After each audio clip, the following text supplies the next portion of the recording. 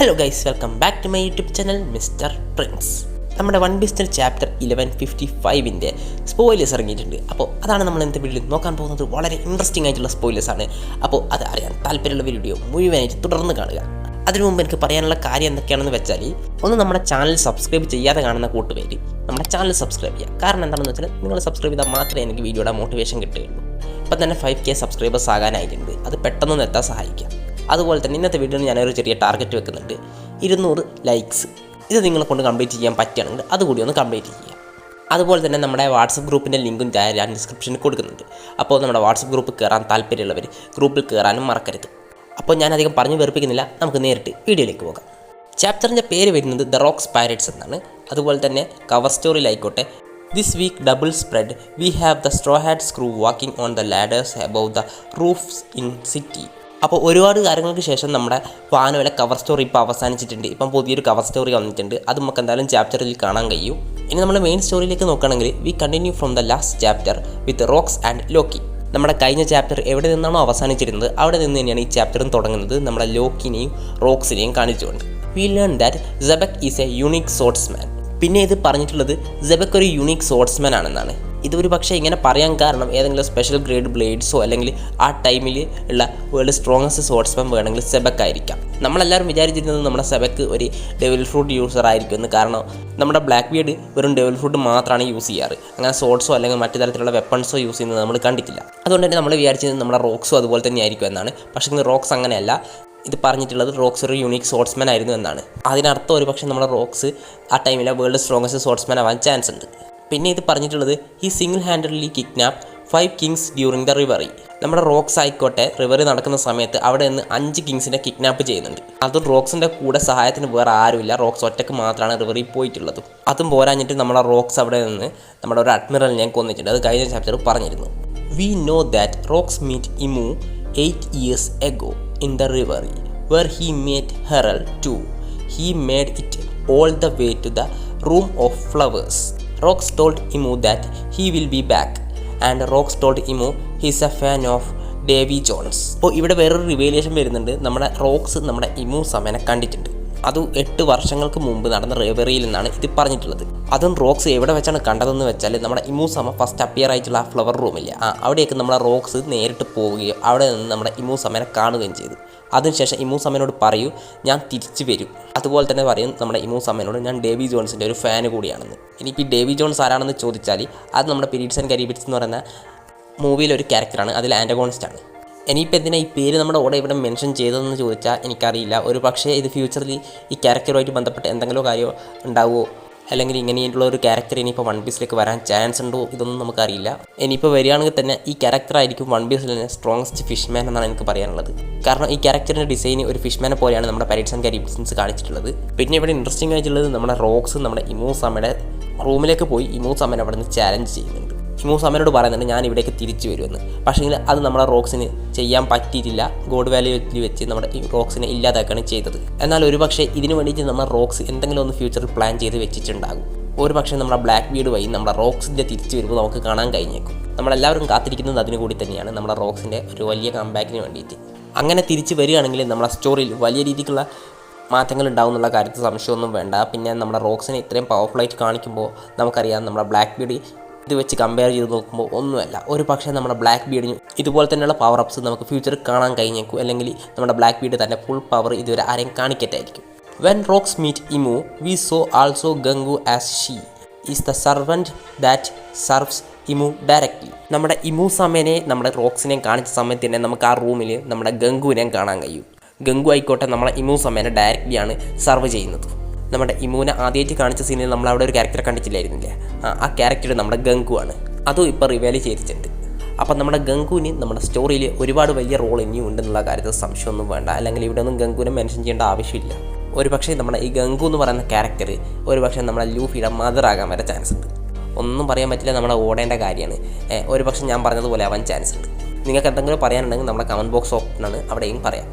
സെബക്സ് destroyed the Justice Gate one time, also stole a ship with the money from the ടർബ്യൂണിറ്റ്സ് അങ്ങനെ എന്താണ് ഉള്ളത് കൃത്യമായിട്ട് വായിക്കാനായിരുന്നില്ല. എന്തായാലും നമ്മുടെ സെബക്ക് നമ്മുടെ മെറിജുവലിൽ നിന്ന് രക്ഷപ്പെടാൻ വേണ്ടിയിട്ട് നമ്മുടെ ആ വലിയ ജസ്റ്റിസ് ഗേറ്റ് ഇല്ല അത് മൊത്തമായിട്ട് നശിപ്പിക്കുകയും അവിടെ നിന്ന് ഒരുപാട് ട്രഷറൊക്കെയുള്ള ഒരു ഷിപ്പ് മോഷ്ടിച്ചിട്ടാണ് നമ്മുടെ സെവക്ക് പോകുന്നത്.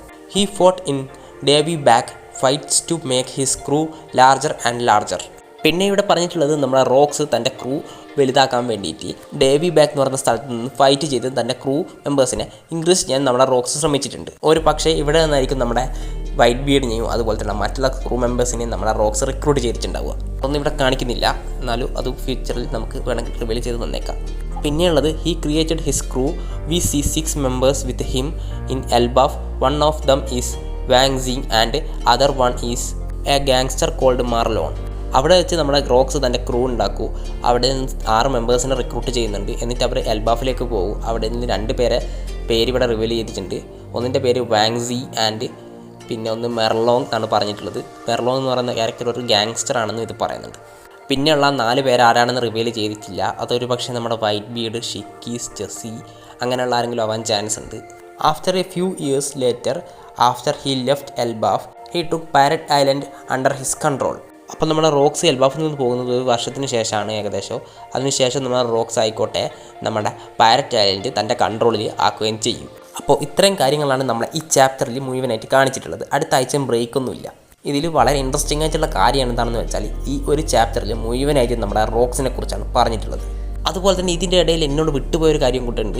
എന്താണെന്ന് വെച്ചാൽ Rocks and Harald clash in the reverie and the clash was so strong that haki went all over the places like Roger and white beard. ഇതെന്നോട് വായിക്കുമ്പോൾ വിട്ടുപോയൊരു സ്ഥലമാണ്. നമ്മുടെ റോക്സും അതുപോലെ തന്നെ നമ്മുടെ ഹെറൽഡും തമ്മിൽ ഒരു ഫൈറ്റ് നടക്കുന്നുണ്ട് റിവറി നടക്കുന്ന സമയത്ത്. ഈ ഫൈറ്റിൻ്റെ ഭാഗമായിട്ട് അവരുടെ 2 പേരുടെ ഹാക്കി നമ്മുടെ വൈറ്റ് ബിയർഡും റോജറും തമ്മിൽ ഫൈറ്റ് ചെയ്യുമ്പോൾ എങ്ങനെയായിരുന്നു ഹാക്കി ആ പ്ലേസ് മുഴുവൻ ഇതായത്, അതുപോലെ തന്നെ ഇവർ ഫൈറ്റ് ചെയ്യുമ്പോൾ ആയിട്ടുണ്ടെന്നാണ് പറഞ്ഞിട്ടുള്ളത്.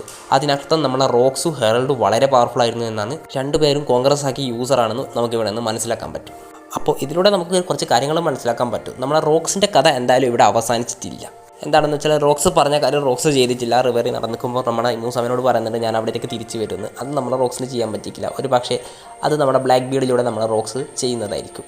പിന്നെ നമ്മളെ റോക്സിൻ്റെ പവറിനെ കുറിച്ച് നമുക്കിപ്പോൾ ഏകദേശം ഇവിടെ റിവീൽ ആക്കിയിട്ടുണ്ട്. എന്താണെന്ന് വെച്ചാൽ നമ്മളെ റോക്സ് നമ്മുടെ റോജറിനെക്കാട്ടും വൈറ്റ് ബീഡിനെക്കാളും അതുപോലെ തന്നെ ഗാർപ്പിനെക്കാളും വളരെ പവർഫുൾ ആയിരുന്നു എന്നാണ് എനിക്ക് തോന്നുന്നത്. എന്താണെന്ന് വെച്ചാൽ നമ്മുടെ ഇമൂസമ്മയുടെ മുന്നിൽ പോയി ഇങ്ങനെയൊക്കെ പറഞ്ഞ് അതുപോലെ തന്നെ റിവറി നടക്കുമ്പോൾ ഇത്തരം പ്രശ്നങ്ങളും ഉണ്ടാക്കി നമ്മുടെ റോക്സ് അവിടെ നിന്ന് ജീവനോടെ തിരിച്ചു വന്ന് അതും പോരാഞ്ഞിട്ട് അവിടെയുള്ള വലിയ ഗേറ്റ് നശിപ്പിക്കുകയും ചെയ്ത് അതുപോലത്തെ വലിയ വലിയ കാര്യങ്ങൾ നമ്മളെ റോക്സ് ഇത്രയും ചെറിയ സമയത്ത് തന്നെ ചെയ്യുന്നുണ്ട്. അപ്പോൾ നമുക്ക് ആലോചിക്കാൻ പറ്റുന്നതേ ഉള്ളൂ റോക്സ് വളരെ പവർഫുൾ ആയിരുന്നു.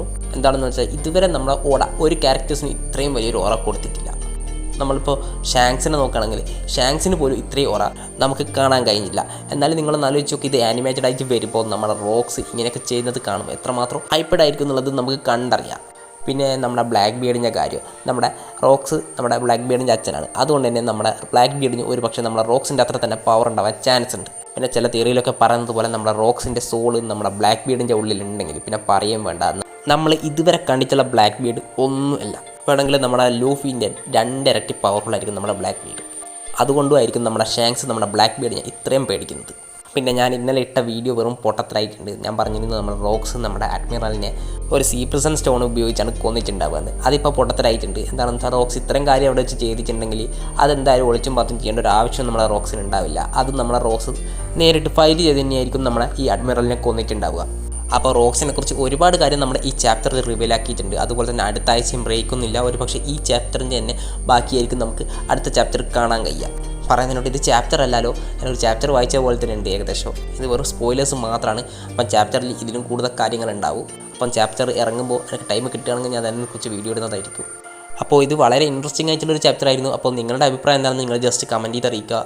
ഒരു പക്ഷേ ഈ ഫ്ലാഷ് ബാക്ക് ഇപ്പോൾ അടുത്തൊന്നും ഇനി അവസാനിക്കാൻ പോകുന്നില്ല എന്നാണ് എനിക്ക് തോന്നുന്നത്. ഒരു പക്ഷേ ഈ ഫ്ലാഷ് ബാക്ക് നമുക്ക് മുഴുവൻ ഗോഡ് വാല്യൂയും കവർ ചെയ്യുന്ന രീതിയിൽ നമ്മുടെ ഓടെ കൊണ്ടുപോയിട്ടുണ്ട് നന്നായിരുന്നെന്നാണ് എനിക്ക് തോന്നുന്നത്. ഇപ്പോൾ ഏകദേശം ഒരു മെയിൻ സ്റ്റോറിയിൽ നടക്കുന്ന സംഭവത്തിനേക്കാൾ ഇൻട്രസ്റ്റിംഗ് ആയിട്ടുള്ള കാര്യമാണ് നമ്മുടെ റോക്സിൻ്റെ ഫ്ലാഷ് ബാക്ക് കിട്ടുക എന്നുള്ളത്. അപ്പോൾ ഈ ഫ്ലാഷ് ബാക്ക് നേരിട്ട് ഗോഡ് വാല്യൂയിലേക്ക് പോയിട്ടുണ്ടെങ്കിൽ എങ്ങനെ ഉണ്ടാവുമെന്ന് നിങ്ങൾ ജസ്റ്റ് ഒന്ന് കമൻറ്റ് ചെയ്യുക. അതുപോലെ തന്നെ ഇന്നത്തെ വീഡിയോ ഇത്ര മാത്രമേ ഉള്ളൂ. നിങ്ങൾക്ക് വീഡിയോ ഇഷ്ടപ്പെട്ടിട്ടുണ്ടെങ്കിൽ നമ്മുടെ ചാനൽ സബ്സ്ക്രൈബ് ചെയ്ത് ബെല്ലൈക്കനാണ് ചെയ്ത് ഓൾ നോട്ടിഫിക്കേഷൻ സെറ്റ് ചെയ്ത് വെക്കുക. അതുപോലെ തന്നെ നമ്മുടെ വാട്സപ്പ് ഗ്രൂപ്പിലും ജോയിൻ ചെയ്യുക. പിന്നെ ഞാൻ പറഞ്ഞ ടാർഗറ്റ് 200 ലൈക്സ് എന്ന് പറഞ്ഞാൽ ആ ടാർഗറ്റ് ഒന്ന് കംപ്ലീറ്റ് ചെയ്യാൻ ശ്രമിക്കുക. പിന്നെ നമ്മുടെ ചാനൽ ഇപ്പോൾ ഏകദേശം 5K സബ്സ്ക്രൈബേഴ്സ് ആകാനായിട്ടുണ്ട്. അപ്പോൾ നിങ്ങളെല്ലാവരും ഒന്ന് ശ്രമിക്കുകയാണെങ്കിൽ നമുക്ക് പെട്ടെന്ന് തന്നെ ഈ മാസം അവസാനിക്കുന്നതിന് മുമ്പ് തന്നെ ആ 5K എന്ന് പറയുന്ന മൈൽ സ്റ്റോൺ കൂടി ഒന്ന് കംപ്ലീറ്റ് ചെയ്യാൻ പറ്റി അത്ര നന്നായേനെ. അപ്പോൾ നിങ്ങളെല്ലാവരും അത് കംപ്ലീറ്റ് ചെയ്യാൻ സഹായിക്കുമെന്ന് വിചാരിക്കുന്നു. അപ്പോൾ ഇന്നത്തെ വീഡിയോ ഇത്ര മാത്രമേ ഉള്ളൂ. എന്നാൽ ഞാൻ അധികം പറഞ്ഞു വെറുപ്പിക്കില്ല. എന്നാൽ മറ്റൊരു ദിവസം മറ്റൊരു വീഡിയോ കാണുന്നത് വരെ ബൈ.